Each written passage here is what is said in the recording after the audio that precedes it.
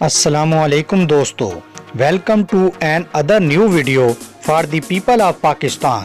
مولانا فضل الرحمان کے لیے خطرے کی گھنٹیاں بجنا شروع۔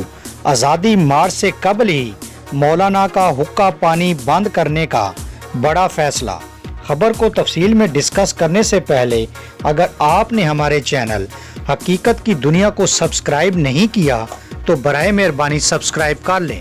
ناظرین گرامی، نجی ٹی وی چینل کے پروگرام میں بات کرتے ہوئے سینئر صحافی و تجزیہ کار عارف حمید بھٹی نے مولانا فضل الرحمان کے مارچ سے متعلق حکومت کی متوقع حکمت عملی پیشن گوئی کر دی۔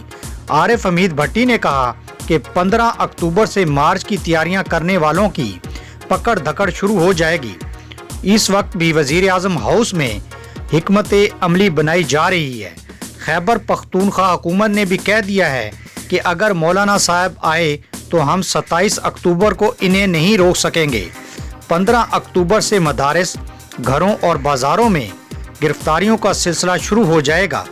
گرفتاریوں کا یہ سلسلہ وزیرستان تک ہوگا۔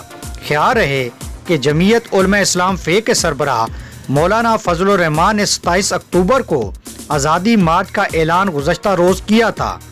دوستو، میڈیا سے بات کرتے ہوئے مولانا فضل الرحمان نے کہا تھا کہ 27 اکتوبر کو مظاہروں کے بعد اسلام آباد کی جانب مارچ کریں گے اور کشمیریوں کے ساتھ بھرپور اظہار یکجہتی کریں گے۔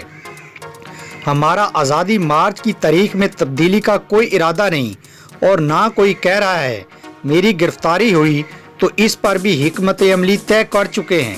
واضح رہے کہ اپوزیشن کے ممکنہ دھرنے سے متعلق وزیر اعظم عمران خان نے بیان دیا تھا کہ اپوزیشن دھرنا دے، ہم ان کو کنٹینر اور کھانا فراہم کریں گے، ان کو تمام سہولیات دیں گے۔